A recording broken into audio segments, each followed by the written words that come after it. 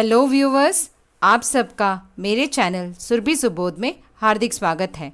आज हम एनसीईआरटी की कक्षा 5 की पाठ्यपुस्तक रिमझिम भाग 5 का दूसरा पाठ, जिसका शीर्षक है फसलों के त्योहार, इस पाठ का सारांश इस वीडियो में देखेंगे। तो चलिए पहले इस पाठ का उद्देश्य जान लेते हैं। तो इस पाठ का उद्देश्य है बच्चों को फसलों से जुड़े उत्सवों के बारे में जानकारी देना। अलग अलग राज्यों में अलग अलग नाम से फसलों के त्योहार मनाए जाते हैं, यह उन्हें समझाना। ये त्योहार भारत की सांस्कृतिक विविधता का उदाहरण है, यह समझाना। भारत कृषि प्रधान देश है और किसान हमारे जीवन में बहुत महत्वपूर्ण भूमिका निभाते हैं, उन्हें यह बात समझाना। अनेकता में एकता भारत देश की संस्कृति की विशेषता है, यह समझाना। पाठ का मूल भाव: भारत देश त्योहारों का देश है, जहाँ पूरे वर्ष अलग अलग त्योहार बड़ी ही धूमधाम से मनाए जाते हैं।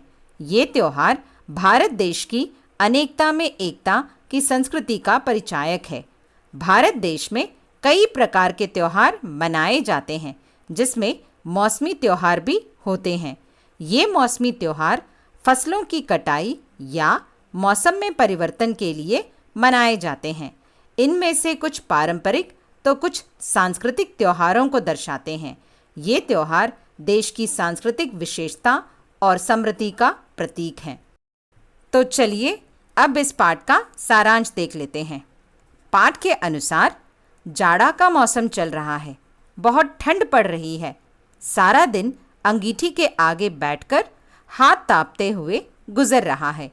खिचड़ी अर्थात मकर संक्रांति का त्योहार आ गया है। लोग सूरज के इंतजार में बैठे हुए हैं। इतनी ठंड पड़ रही है कि लोगों को रजाई से बाहर निकलने की हिम्मत नहीं हो रही है। 10 दिन से सूरज दिखाई नहीं दिया है। बाहर देखने पर समय का अंदाज़ा नहीं हो पा रहा है, लेकिन लेखक के घर के अंदर चहल पहल है। हैंडपंप के चलने, पानी के गिरने की आवाज़ और लोगों की बातें करने की आवाज़ सुनाई पड़ रही है। लेखक के घर के सभी सदस्य नहा धोकर सभी एक कमरे में इकट्ठा हो गए हैं। दादा, चाचा और पापा ने सफ़ेद चकाचक माड़ लगी धोती और कुर्ता पहना हुआ है। सामने मचिया अर्थात छोटी पलंग पर दादी सफ़ेद साड़ी पहने हुए बैठी हैं। उन्होंने अपने बाल धोए हैं, जो सफ़ेद सेमल की रुई जैसे दिखाई दे रहे हैं। दादी के सामने केले के कुछ पत्ते कतार में अर्थात पंक्ति में रखे हुए हैं, जिन पर तिल, गुड़ और चावल आदि चीज़ें रखे हुए हैं। दादी ने सबको इन चीज़ों को बारी बारी से छूने और प्रणाम करने को कहा। बाद में इन चीज़ों को दान में दे दिया गया। मकर संक्रांति के दिन चूड़ा, दही और खिचड़ी खाने का रिवाज है। अप्पू दीदिया को तो दोनों ही चीज़ें पसंद नहीं हैं, लेकिन उन्हें आज ये चीज़ें खानी पड़ेंगी। कोई बहाना नहीं चलेगा और न ही फरमाइशी नाश्ता भी बनेगा, क्योंकि आज खिचड़ी अर्थात मकर संक्रांति का त्योहार है। खिचड़ी खाने के बाद सबने गया से आए गुड़, चीनी और तिल से बने तिलकुट बड़े चाव से खाए। खाते खाते लेखक सोचता है कि बचपन में मकर संक्रांति के त्योहार की तो बात कुछ अलग ही हुआ करती थी। छुट्टी का दिन होता था, सब नाव में बैठकर गंगा नदी की सैर करते और टापू पर बालू में दौड़ते हुए, पतंग उड़ाते हुए उन सबको कितना मज़ा आया करता था। इधर बच्चे पतंग उड़ाते थे तो उधर गुरुजी, विमला दीदा, आनंद, झिलमिट भैया सब मिलकर ईंट से बने चूल्हे पर बड़े बड़े कढ़ाई में खिचड़ी बनाते थे। लेकिन आज वैसी स्वादिष्ट खिचड़ी कहाँ बनती है। जनवरी माह के मध्य में भारत के लगभग सभी राज्यों में फसलों से जुड़ा कोई ना कोई त्योहार अवश्य मनाया जाता है।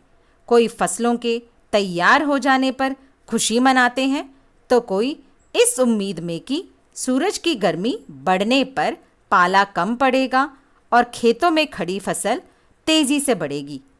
सभी प्रांतों का त्योहार मनाने का अपना अपना ढंग होता है। इस दिन सभी अच्छी पैदावार की उम्मीद में और फसलों के घर में आने की खुशी का इजहार करते हैं।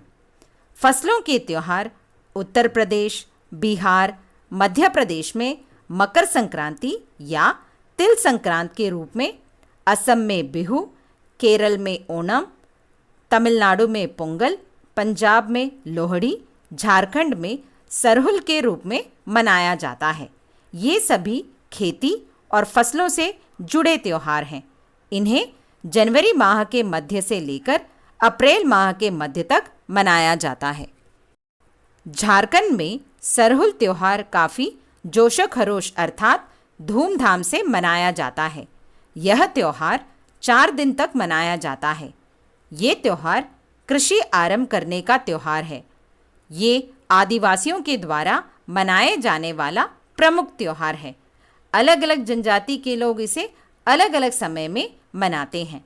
संथाल जनजाति के लोग फरवरी से मार्च में, ओरांव मार्च से अप्रैल के माह में इस त्योहार को मनाते हैं। सरहुल के दिन विशेष रूप से साल वृक्ष की पूजा की जाती है। साल के पेड़ों में नए नए पत्ते और फूल खिलने लगते हैं और इस दौरान मौसम भी खुशनुमा हो जाता है। स्त्री पुरुष दोनों ढोल मंजीरे लेकर रात भर नाचते गाते हैं। चारों ओर फैली घाटियों में गांव के लोग अपने अपने घरों के सामने एक पंक्ति में खड़े होकर कमर में बाहें डालकर नृत्य करते हैं। अगले दिन वे नृत्य करते हुए घर घर जाते हैं और फूलों के पौधे लगाते हैं। इस दिन चंदा मांगने की भी प्रथा है। चंदे में मुर्गा, चावल और मिश्री मांगा जाता है। इसके पश्चात खाने पीने और खेलने का दौर चलता है। तीसरे दिन पूजा होती है, जिसके बाद लोग अपने कानों में सरई का फूल पहनते हैं। इसी दिन से वसंत ऋतु की शुरुआत मानी जाती है। धान की पूजा की जाती है। पूजा किया हुआ आशीर्वादी धान अगली फसल में बोया जाता है। तमिलनाडु में फसलों से जुड़ा त्योहार पोंगल मनाया जाता है। इस दिन खरीफ की फसलें चावल, अरहर आदि काटकर घरों में पहुंचाते हैं और लोग नए धान को कूटकर चावल निकालते हैं। हर घर में मिट्टी का नया मटका लाया जाता है, जिसमें नए चावल, दूध और गुड़ डालकर पकाया जाता है। हल्दी को शुभ माना जाता है, इसलिए साबुत हल्दी को मटके के मुंह के चारों ओर बांध दिया जाता है। जैसे ही दूध में उफान आता है और दूध चावल मटके से बाहर गिरने लगता है, तब पोंगलो पोंगल, पोंगलो पोंगल अर्थात खिचड़ी में उफान आ गया के स्वर गूंजने लगते हैं।